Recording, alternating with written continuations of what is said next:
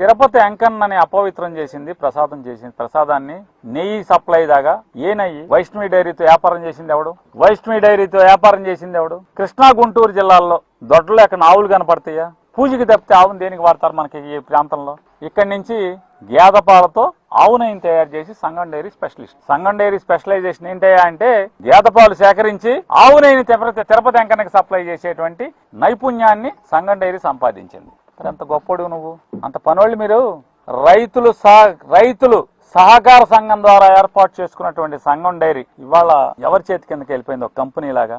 ఆస్తి ఎవరిది? పాలించేది ఎవడాస్తి కింద అయిపోయింది. ఇవన్నీ నిలదీస్తుంటేనేమో తప్పుడు కేసులు పెడతా ఉంటారు. నేను వైష్ణవి డైరీ, సంగం డైరీ రెండు కలిసి తప్పుడు వ్యాపారం చేసినవి, ఇది నేను చెప్పట్లేదు, సిబిఐ చెప్పింది. వైష్ణవి డైరీ పేరుతో దొంగ నెయ్యిని, తప్పుడు నెయ్యిని, కల్తీ నెయ్యిని తిరుపతి వెంకన్న స్వామికి సప్లై చేశారు. దాన్ని లడ్డూలు తయారు చేశారు అని చెప్పి చంద్రబాబు నాయుడు గారు ముఖ్యమంత్రిగా ఉండంగా, శ్యామలరావు గారు ఈవోగా ఉండంగా జరిగింది అని చెప్పి సిబిఐ చెప్పింది కోర్టులకి. మరి నిన్నటిదాకా సంగం డైరీ ఒక తలుపు మీద, వైష్ణవి డైరీ ఒక తలుపు మీద, సంగం డైరీ లోగోలు ఉన్నటువంటి వ్యాన్లు, పాల వ్యాన్లు, లోపలేమో సరుకు తీసుకెళ్తా ఫోటోలు ఉంటాయి కంపెనీ పేరు మీద. వెంటనే వెబ్సైట్ డౌన్ చేస్తారు, గేటుకు రంగులేస్తారు. నిన్నటిదాకా అక్కడి నుంచి వెళ్ళిన ఆవు నెయ్యి, గేదె పాల నుంచి ఆవు నెయ్యిని తయారు చేసి ఇవాళ ఇక్కడి నుంచి పంపిస్తారు. నారా చంద్రబాబు నాయుడు గారికి హెచ్చరిక చేస్తున్నాం. నారా చంద్రబాబు నాయుడు గారు, ధూళిపాల నరేంద్రతో సంగం డైరీకి రాజీనామా చేయించడం నువ్వు తలకిందులు తపస్సు చేయని నీ వల్ల కాల. మంత్రి పదవి ఏమని బెదిరించినా కూడా నాకు సంగం డైరీ కావాలి, నీ బొంగుల మంత్రి పదవి నాకెందుకని చెప్పని నిన్ను చీకొట్టాడు నరేంద్ర.